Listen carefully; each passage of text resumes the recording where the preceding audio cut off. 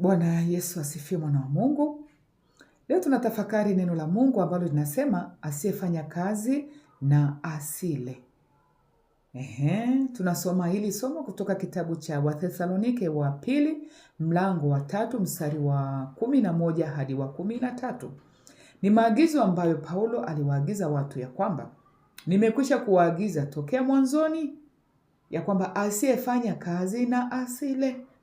Na inaonyesha wakati huo kulikuwa kuna watu wavivu. Hawapendi kujituma kufanya kazi. Pengine wakifanya kazi wanafanya kwa ulegevu. Akawaagiza kama haufanyi kazi basi usile. Na unajua madhara ya kutokula? Unakufa, si ndio?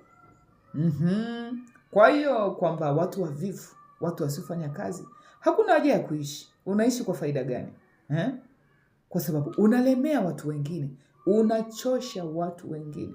Leo hii utaenda kwa huyu, kesho utaenda kwa huyu, na watu wanakuchoka. Wakikuona tu wanaanza kufunga milango. Omba ameingia, amekuja huyu. Ya nini? Kama una nguvu na huna shida katika viungo vyako, fanya kazi.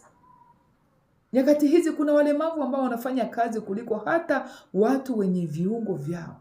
Lakini unashangaa mtu ana viungo vyake vyote. Anataka kula, anataka kulewa, anataka kuvaa vizuri, anataka simu kubwa.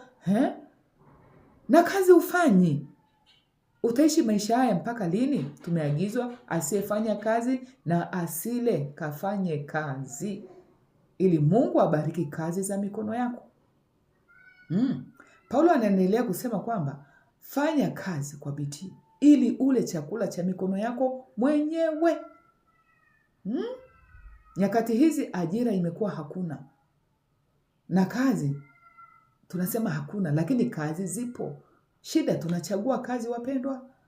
Hakuna kuchagua kazi. Tunaona wanawake wanajitahidi, wanajituma, wanafanya kazi kwa bidii. Wanawake wanakoroga zege, wanajenga. Mainjinia wanawake sasa hivi, watu wanafanya kazi kwa bidii kujikimu.